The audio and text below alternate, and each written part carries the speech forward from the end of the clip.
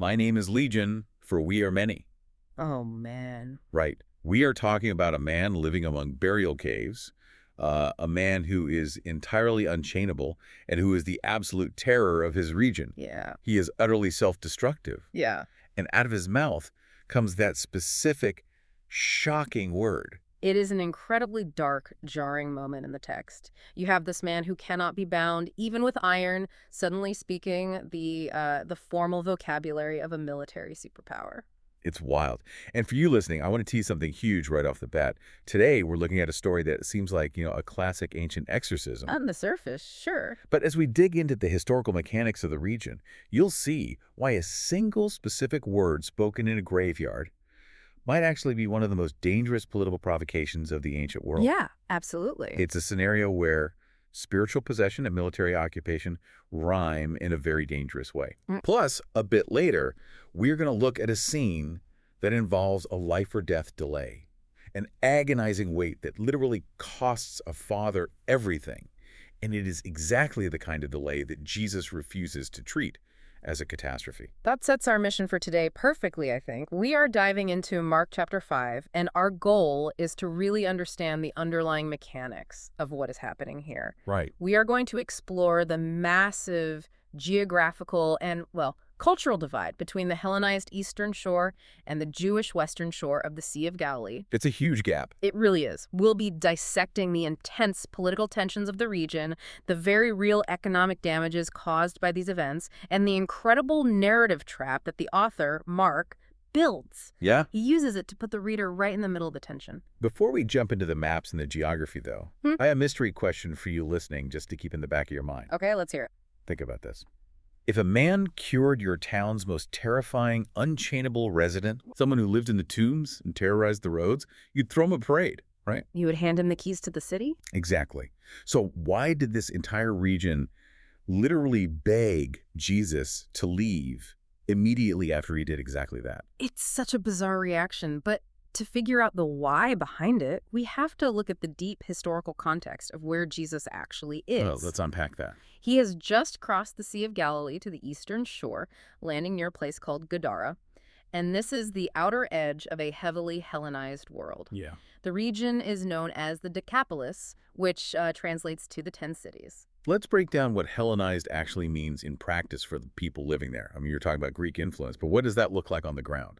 Well, it means this is predominantly Gentile territory, and it looks and operates fundamentally differently than the Jewish Western Shore. How so? The Decapolis was a league of urban centers planted there after Rome's eastern conquests. We are looking at Greek-style architecture, actual physical temples dedicated to Roman gods. Wow. Yeah, and a local economy built heavily on trade routes running toward Damascus and beyond. It was seated there after the Hasmonean period. Which was basically the era when Jewish kings had briefly reclaimed independence, right? Exactly. So planting these cities was Rome's way of establishing a visible counterweight to the Jewish population centers in Galilee and Judea. It was a clear statement of cultural and imperial dominance. And the physical environment reflects that harshness, I think. The text mentions this man is living in the tombs near Gadara. Right. And these were real physical places, not just poetic metaphors for death. Oh, they were very real. These were large carved chambers in the rock hillsides. Carved right into the rock. Yeah. Primarily, they were used for burial, but in times of sheer desperation or, severe mental anguish, outcasts used them for shelter. That is just bleak. It is. That is the desolate, isolating environment this man is living in.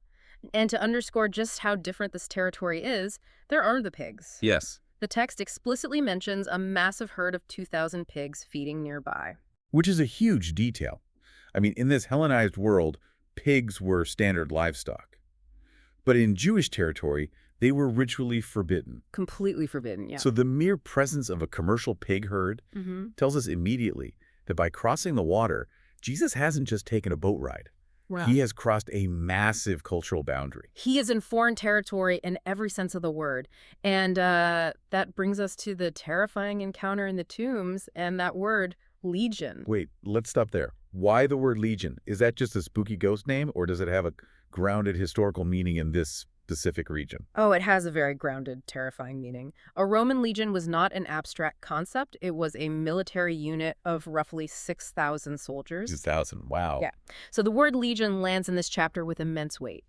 These soldiers were the visible machinery of imperial control. They were the occupiers. Exactly. They were the ones enforcing order, suppressing any hint of local revolt, and ensuring that taxation was collected, often at sword point. Military language was the inescapable reality of that landscape. So, I mean, calling yourself legion in an occupied territory is basically like yelling bomb in an airport. Yes, that's exactly it. It's an immediate, dangerous trigger word for the authorities. You hit the nail on the head. A Jewish audience hearing a demon identify itself as legion would feel the double meaning immediately. Right. In fact, some scholars believe this name is either a profound confession of catastrophic internal disorder within the man, or, and this is critical, the text may suggest it is a sharp political provocation. Because Jesus is operating freely in a heavily monitored Gentile zone. Yes. He is drawing attention, and he is expelling dark forces that are brazenly calling themselves by Rome's own military vocabulary. And that is exactly the kind of unpredictable disruptive activity that would make local administrators and imperial governors extremely nervous. Yeah, I bet. But the disruption isn't just political. Right, because it suddenly becomes about money. The demons beg Jesus to send them into this herd of 2,000 pigs. And he complies, and the entire herd stampedes off a cliff into the sea and drowns. Let's talk about the mechanics of that loss, because it directly answers our mystery question. It really does. I mean, why did the townspeople come out and beg him to leave? Because, honestly, it's like a whistleblower coming into a town and accidentally crashing a massive local corporation. That's a great way to put it. 2,000 pigs drowning is not a minor supernatural side effect. That is a catastrophic commercial loss for the region's herders, and likely the wealthy urban backers who were funding that operation. Oh, for sure. When the townspeople demand Jesus leave, well, they aren't squeamish about a man being cured. They are a community desperately protecting its livelihood. They have an economic grievance. I look at the aftermath, and the contrast is just staggering. You know, the terrifying man is suddenly found sitting, clothed, and completely coherent. It's an amazing turnaround. Right, and he asks to join Jesus, but Jesus actually refuses his request. Instead, he sends the healed man back to his own people to proclaim what happened throughout the Decapolis. So he leaves a living witness behind in Gentile territory. Exactly. So he is literally driven out of town by the local Chamber of Commerce. But the irony is, the moment he gets back in the boat and crosses the Sea of Galilee to the friendly Jewish western shore, he slams right into a totally different kind of authority. Yeah, he runs straight into the religious elite. Right. The institutional life of the Western Shore is immediately personified by a man named Jairus. And the text is very careful to establish his credentials. What does the text actually say about him? Well, he is a named official, a ruler of the local synagogue assembly. Let's clarify what that role actually means. I mean, he's not just a guy who shows up to pray. Far from it. Being the ruler of the synagogue meant he wielded real, tangible local authority. He managed the building, he organized the services, he decided who was allowed to read or teach. He was an institutional gatekeeper. So he had power. Real power. He had the power to open or close doors to controversial traveling teachers like Jesus. Okay, put yourself in Jairus' shoes for a second. Think of the most dignified, powerful person in your city, like a judge, a mayor, or a prominent religious leader. Right. Now picture them throwing themselves into the dirt in front of a massive, chaotic crowd. Because that is what the text says Jairus does. Yeah, it's shocking. Given his high status, isn't it shocking that Jairus falls at Jesus' feet in public? He begs him to save his dying daughter. That is the level of sheer desperation we are talking about here. It is a visible, humiliating act. Jairus is a man entirely accustomed to being deferred to by his community. Yeah. To prostrate himself in public for an itinerant teacher shows that he has abandoned all of his social dignity. He is completely out of options. And the gravity of his daughter's condition is what drives him to the dirt. Exactly. And Jesus agrees to go with him. They start moving toward Jairus' house. Right. But this is where Mark builds what we can call a nested trap. A nested trap. I like that. Yeah, because right in the middle of this urgent life-or-death sprint to save a little girl, we get a massive interruption. Enter the woman who has hemorrhaged for 12 years. Let's talk about the mechanics of her condition. Because 12 years of bleeding means she is living in a state of chronic ritual impurity. Right. What does that actually look like day to day for a person in this culture? The mechanics of ritual impurity are devastating. It meant social and religious isolation. Completely isolated. Yeah. Anything she sat on, anyone she touched, would also become ceremonially unclean. It prevented her from participating in normal community life, from attending the synagogue, from normal human touch. That's 12 years without a hug. Yeah, it's brutal. The text also notes she had spent all her money on physicians and only grew worse. Wow. So she's financially ruined, physically exhausted, and socially invisible. So for her to push her way into a massive, crushing crowd and intentionally reach out to touch the cloak of a holy teacher, It's incredibly bold. she is taking an enormous risk. But she does it. She secretly touches his clothes, and the text says she is instantly healed. But then, Jesus stops walking. He stops completely. I just keep thinking about the agonizing tension for Jairus here. It's like an ambulance driver stopping to treat someone on the sidewalk while you have a critical patient flatlining in the back. That is a perfect analogy. Both are absolute emergencies. Right. But to Jairus, every single second Jesus spends standing there asking, "Who touched my clothes?" feels like a death sentence for his daughter. And if we look at the mechanics of how the text describes this miracle, we see something profound in Mark 5:50. What does it say? The text says, immediately, Jesus, perceiving in himself that the power had gone out from him, turned around in the crowd and asked, "Who touched my clothes?" Oh, wow. So it's not just a magic trick where he snaps his fingers and moves on. No, not at all. It describes an involuntary physical transfer of power. Okay. Healing actually cost the healer something physical. He felt it leave him. And the disciples' reaction highlights the chaos of the moment. How do they react? They think he's being absurd. They look at the crushing mob and say, "You see the crowd pressing in on you. How can you say, 'Who touched me?'" Yeah, I mean, they're practically being trampled, and he's treating it like a private appointment. But Jesus refuses to move. Wow. He refuses to treat this bleeding woman as a nuisance or an interruption, and he will not take another step until this specific interaction is complete. Until she comes forward and is fully acknowledged. Exactly. And then the devastating consequence of that delay finally hits. While Jesus is still speaking to the woman, messengers arrive from Jairus' house. Yeah, here it is. They bring the worst possible news a parent can ever hear. Your daughter is dead.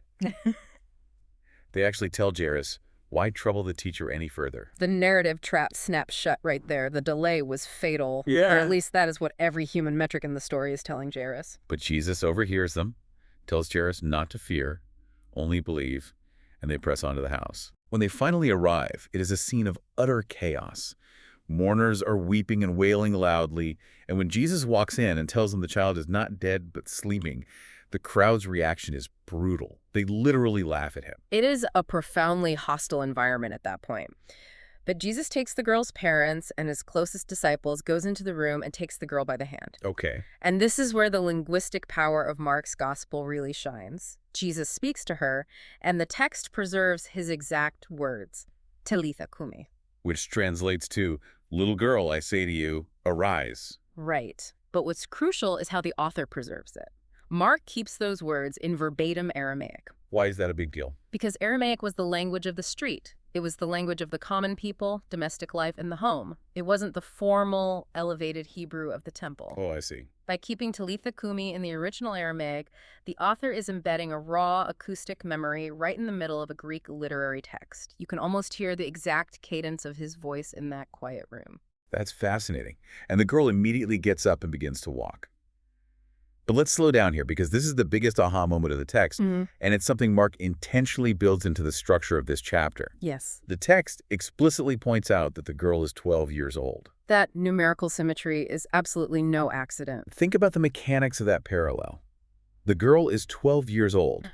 That is the exact same number of years that the bleeding woman suffered. It's incredible when you put them side by side. It really is.